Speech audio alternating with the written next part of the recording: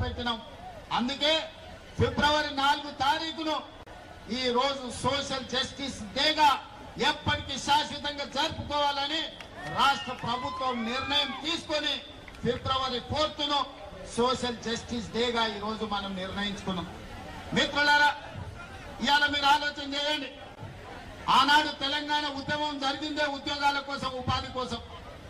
తెలంగాణ రాష్ట్రం ఏర్పడిన తర్వాత ప్రభుత్వంలో ఉన్న ఉద్యోగ ఖాళీలను భర్తీ చేయమని విద్యార్థులు, నిరుద్యోగ యువకులు గల్లీ నుంచి ఢిల్లీ వరకు కొట్లాడి, కానీ ఆనాడు అధికారంలో ఉన్న ముఖ్యమంత్రి అయిన కుమారుడు ఉద్యోగ నియామకాలు చేపట్టలేదు.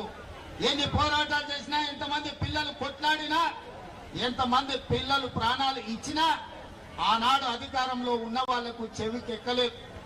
అందుకే ఎన్నికల సందర్భంగా పాదయాత్ర చేసినప్పుడు నేను తెలంగాణ నిరుద్యోగ యువకులకు ఒక మాట చెప్పిన, ఇక మీరు ఉద్యోగాలు ఇవ్వండి అని అడగకండి, తండ్రి కొడుకుల ఉద్యోగం ఊడగొట్టండి, మీ ఉద్యోగాలు మీ ఇంటికి వస్తాయని ఆనాడు నేను చెప్పిన.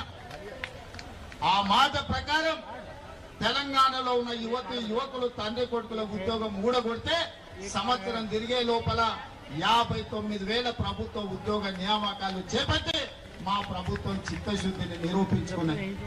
మరి ఇవాళ మిత్రులారా, బలహీన వర్గాల కోరిక అసంబద్ధమైన కోరిక కాదు. బలహీన వర్గాల కోరిక సంబద్ధమైన కోరిక. ఈ రోజు మీది ధర్మమైన కోరిక. ఒక ధర్మమైన కోరిక నెరవేర్చడానికి ప్రభుత్వాలు ముందుకు రావాలి, బాధ్యత తీసుకోవాలి. కానీ భారతీయ జనతా పార్టీ ఈనాడందుకు సిద్ధంగా లేదు. వాళ్ళకి విధానపరమైన ఆలోచననే బలహీన వర్గాలకు వ్యతిరేకం. ఇంతకుముందు మిత్రుడు శ్రీనివాస్ గౌడ్ చెప్పిన అంశాలను నేను మళ్ళొకసారి చెప్పదలుచుకున్నా. ఆనాడు మొరార్జీ దేశాయ్ గారు ఈ దేశంలో ఉన్న బలహీన వర్గాల లెక్క తేల్చాలి, ఈ జనాభాలో జాతుల యొక్క లెక్క తేలాలి అని మండల్ కమిషన్ ను నియమించి మండల్ కమిషన్ ద్వారా నివేదిక అడిగింది. ఆ మండల్ కమిషన్ ఈ దేశంలో 52% బలహీన వర్గాలు ఉన్నారు, 27% రిజర్వేషన్ ఇవ్వాలి అని వారి ప్రతిపాదన ఇచ్చారు. కానీ కొంతకాలం వాయిదా పడ్డది. విపి సింగ్ గారు వచ్చిన తర్వాత ఈ మండల్ కమిషన్ ను దుమ్ము దులిపి దీన్ని అమలు చేసి మొదలు పెడితే ఆనాడు భారతీయ జనతా పార్టీ కుట్ర చేసి మండల్ కమిషన్ కు వ్యతిరేకంగా కమండల్ యాత్రను చేపట్టి ఈ దేశంలోనే మండల్ కు వ్యతిరేకంగా కమండల్ విధానాన్ని తీసుకొచ్చింది భారతీయ జనతా పార్టీ. ఆ భారతీయ జనతా పార్టీ ప్రతినిధే ఈ రోజు నరేంద్ర మోడీ గారు ప్రధానమంత్రి ఈ దేశంలో ఉన్నాడు. నేను ఈ రోజు ఒక మాట చెప్పదలుచుకున్నా. శ్రీమతి ఇందిరాగాంధీ గారు దళితులు కాదు, ఆదివాసీ కాదు. కానీ శ్రీమతి ఇందిరాగాంధీ గారు దళితుల పట్ల, గిరిజనుల పట్ల, ఆదివాసుల పట్ల అమ్మలాగా వ్యవహరించి వాళ్ళకి రిజర్వేషన్లను అమలు చేయడమే కాదు, సొంత ఇల్లు కట్టుకోవడానికి ఇల్లు ఇవ్వడమే, ఇందిరమ్మ ఇల్లు ఇవ్వడమే కాదు, ఆవిడ అసైన్మెంట్ చట్టాన్ని తెచ్చి భూస్వాముల దగ్గర వేలాది లక్షలాది ఎకరాలను ప్రభుత్వం గుంజుకొని ఎస్సీ ఎస్టీ బీసీలకు అసైన్మెంట్ పట్టాలు ఇచ్చి భూ యజమానులను ఇందిరమ్మ చేసింది. అందుకే ఇవాళ ఏ ఎస్సీ, ఏ ఎస్టీ, ఏ తండా, ఏ గూడానికి వెళ్ళు వాళ్ళ ఇండ్ల ఇందిరమ్మ ఫోటో ఉంటుంది. మా అమ్మ ఇందిరమ్మ అని అంటారు. చిత్తశుద్ధి ఉండాలి, చేయాలన్న సంకల్పం ఉండాలి.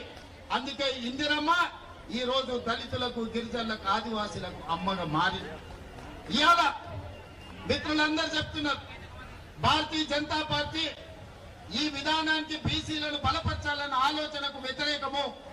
అందుకే ఈరోజు ఎన్ని రకాల ప్రయత్నాలు చేసినా ఈ రోజు బీసీల లెక్కలు చేయాల్సి వస్తుందని 2021 జనాభా లెక్కల్ని వాయిదా వేసి ఇవాళ 2025 సంవత్సరం వచ్చినా జనాభా లెక్కలు చేయడం లేదు.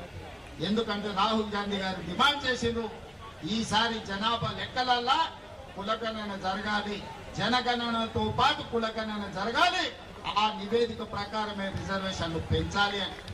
అందుకే ఈరోజు బీజేపీ కుట్ర చేసి జనగణనను వాయిదా పెట్టుకుంటూ వస్తుంది. ఇది మన అందరికీ తీర నష్టం.